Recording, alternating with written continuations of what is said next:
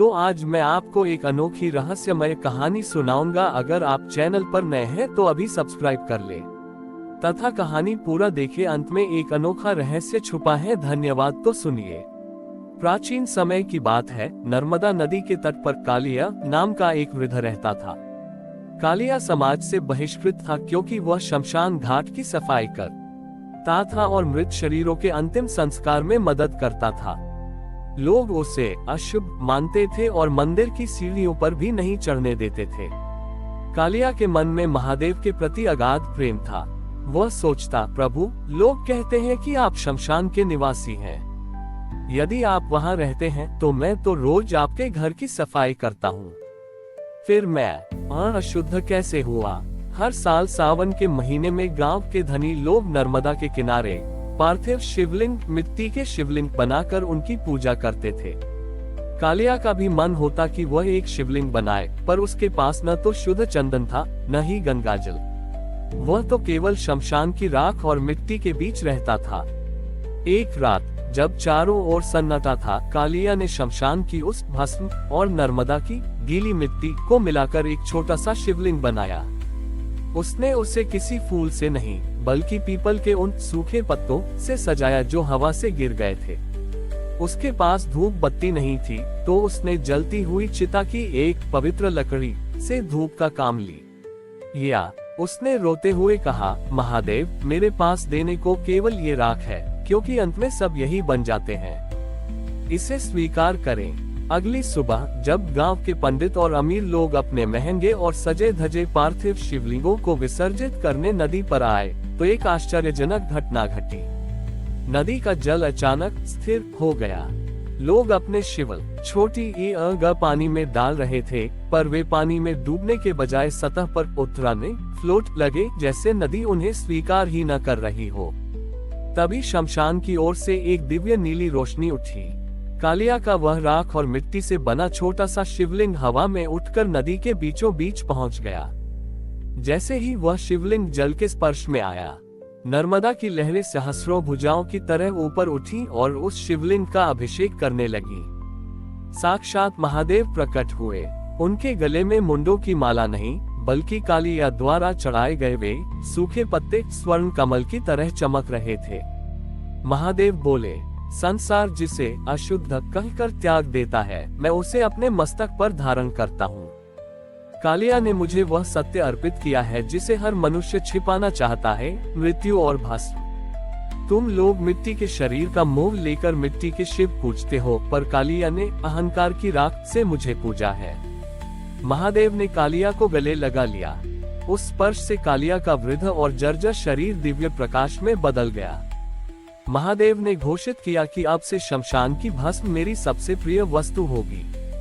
वह स्थान आज भस्मेश्वर महादेव के नाम से जाना जाता है। ये कथा हमें सिखाती है कि महादेव के लिए कोई भी वस्तु या व्यक्ति अशुद्ध नहीं है। वे केवल हृदय की शुद्धि देखते हैं। जहाँ दुनिया का अंत शमशान होता है, महादेव की कृपा वहीं से शुरू होती है। कालिया के भस्मेश्वर शिवलिंग के उस चमत्कार ने पूरे गांव को हिलाकर रख दिया था। जो लोग अब तक कालिया की परछाई से भी दूर भागते थे, वे अब उसके चरणों में गिरकर क्षमा मांगने लगे। एक इन महादेव की लीला का एक और अध्याय अभी खुलना बाकी था। गांव के मुख्य पुजारी आचार्य धर्मकीर्ति को ये बात हजम नहीं हो रही थी।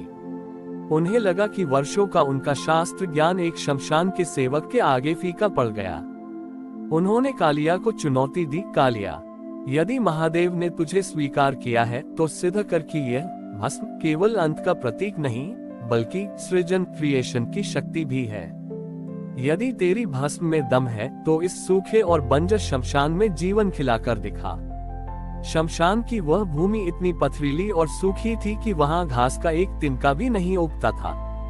कालिया ने हाथ जोड़कर महादेव का ध्यान किया। उसने उस दिव्य शिवलिंग के पास पड़ी हुई भस्म की मुट्ठी भरी और उसे पूरे शमशान की राख पर छिड़क दिया। जैसे ही वह राख जमीन पर गिरी, धरती फटने लगी, पर वहां से कोई डरावनी चीज नहीं बल्कि सफेद पारिजात और रुद्राक्ष के नन्हे पौधे निकलने लगे। देखते ही देखते वह शमशान जिसे लोग मृत्यु छोटे ऊ का द्वार मानते थे एक अत्यंत सुंदर दिव्य उपवन में बदल गया। वहां की हवा में लाशों के जलने की गंध नहीं, बल्कि महादेव के प्रिय चंदन और भस्म की अलौकिक सुगंध आने लगी। लेकिन सबसे बड़ा चमत्कार अभी शेष था। उस शमशान के बीचों बीच एक अदृश्य जल स्रोत फूट पड़ा। उस जल की विशेषता ये थी कि जो भी उस जल से सन आना करता, उसके मन का मृत्यु का भय हमेशा के लिए समाप्त हो जाता। तभी महादेव की गंभीर वाणी गूंजी, आचार्य, जीवन और मृत्यु दो अलग छोर नहीं, बल्कि एक ही चक्र है। जो मृत्यु की राख को स्वीकार कर लेता है, वह जीवन के मोह से मुक्त हो जाता है। कालिया ने शमशान को मंदिर बना दिया क्योंकि उसने वहां अंत नहीं, बल्कि अनंत मुझ को देखा। कालिया अब केवल एक सेवक नहीं रहा। उसने शमशान की उस राख से ऐसी भस्म विभूतियां बनाना शुरू किया जिन्हें माथे पर लगाने से बीमार लोग स्वस्थ होने लगे। पर कालिया ने कभी इसका श्रेय खुद नहीं लिया। वह हर बार यही कहता, यह मेरा नहीं, मेरे उस नीलकंठ का प्रसाद है जिसने जगत का विष खुद पी लिया और हमें अमृत दे दिया। कहते हैं कि आज भी भस्मेश्वर के उस स्थान पर जो उपवन है, वहां के फूल कभी मुरझाते नहीं हैं। वह स्थान हमें याद दिलाता है कि महादेव की भक्ति में कुछ भी अशुभ नहीं है। यदि मन में शिव हो तो शमशान की राख से भी जीवन के फूल खिल सकते हैं। हमारी और भी आध्यात्मिक एवं अनोखी कहानियां देखने के लिए हमारे चैनल पर जाएं तथा धार्मिक एवं पौराणिक अनोखी कहानियां हमारे चैनल पर है। कृपया जाके देखें तथा हमारे चैनल को सब्सक्राइब करके रखें और वीडियो लाइक जरूर करें। धन्यवाद।